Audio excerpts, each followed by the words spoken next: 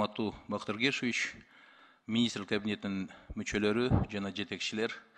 Бүгүн күн тартибинде эки маселе экен. Негизи биринчи маселе боюнча 2022 жылдын отчету боюнча карап атабыз. Эми азыр көптөгөн айтат, бул өтүп кеткен мезгил, муну эми кайтара албайбыз деп, бирок тилекке каршы урматтуу депутаттар, урматтуу жетекчилер, жылдан жылга ошол нерселер кайталанып атат да. Мындайча айтканда, мыйзам толугу менен аткарылбай атат. Себебине карасаңыздар, бул жерде биз таянган ошо эсептөө палатасынын маалыматы, справкасына таянсак, көптөгөн финансовый нарушениялар болуп атат. Бул жылдан жылга кайталанып атат. 2021 жылдын отчет деле ошондой болгон. Иш козголгон, биз бергенбиз, карап атат, бирок жыйынтык жок да, жылдан жылга ошолор жоюлбай атат. Бул деген нерсе, эгерде быйыл ошолор финансовый бузууларды кылган болсо, кийинки жылы ошолор кайталанбаш керек. Ошо катуу чара колдонуш керек. Биз ошо катуу чараны колдоно албай, жылдан жылга ошол нерселер кайталанып атат. Жылдан жылга бизге эсептөө палатасы алып келген маалымат справкасы боюнча көптөгөн мыйзам бузуулар болуп атат. Анан биз айтып атабыз, аткарылды деп. Эгерде эсептөө палатасы справка берип, ошонун бүгүнкү күндө укук коргоо органдары иш козгоп, ошонун сотун жыйынтыгы менен карап келсек, анда толугу менен аткарылган болуп эсептелет.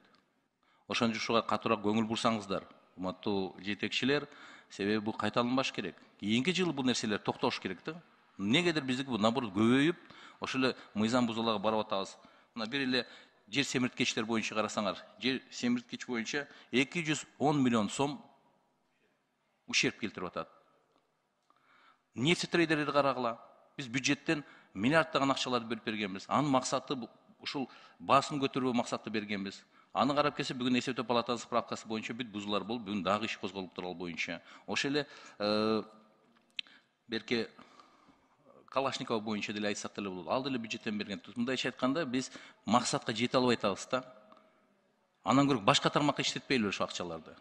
Ошону көңүлгө алып койсоңуздар, эми 24-25 боюнча биздин комитет аягында бүт 8 фракция карап чыгып, 7 комитет карап чыккандан кийин биз жыйынтыгын чыгарабыз. Ар бир фракциянын, ар бир комитеттин токтомдору, чечимдери эске алып, анан бир токтом менен алып чыгабыз. Анан бир эле маселе, бул Минэкономго бүгүнкү күндө салык кодекси жаңы редакциядагысы 2022 жылы кабыл алынган, күчүнө кирип бүгүн иштеп атабыз, бирок ошо мыйзамда так жазылган, бир жылы бир жолу биз өзгөртүү киргизе алабыз деп. Минэконом бүгүнкү күндө жумуш топ түзүп, август айында бизнес сообщество менен, бизнес ассоциациялар менен иштеп чыгып долбооруну негедир бүгүн бизге берилет. 1 ноябрь чейин бизге бериш керек эле. Бул жерде дагы мыйзам бузуп атабыз.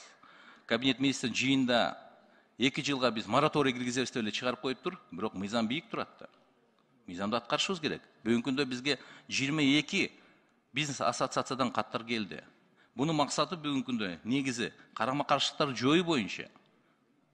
Ошону Бактар Гешевич эске алып, ошону же жылдырайлы, же бир кандай мыйзам менен өзгөртүү киргизели. Себеби силердин бир жыйыныңдар отуруп, буну мораторий киргиздик деген менен мыйзам бузуп атпайбызбы? Анда мыйзамда ошону өзгөртүп бир жыл деген алып салыш керек эле. Бүгүнкү күндө бүт бизнес коомчулук бизге кайрылып атат. Карама каршылыктарды жоюп бериңиздер деп. Бизнес кыйналып атат бүгүнкү күндө. Мына бүгүн 1 октябрга чейин беришиңер, бербедиңер.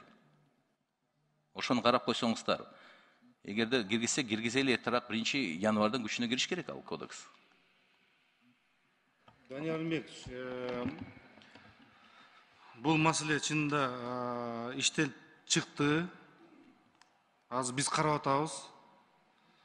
Азыр сиздин оюңуз мен туура түшүндүм, бар жок. Мен азыр бүткөндөн кийин бул маселени дагы бүгүн эртең менен биз Акылбек Сүмбековичке сүйлөшкөнбүз. Ошондагы аягына чейин биз наркы оң жагын, терс жагына бир карап чыгып, анан кийин сиздерге киргизебиз.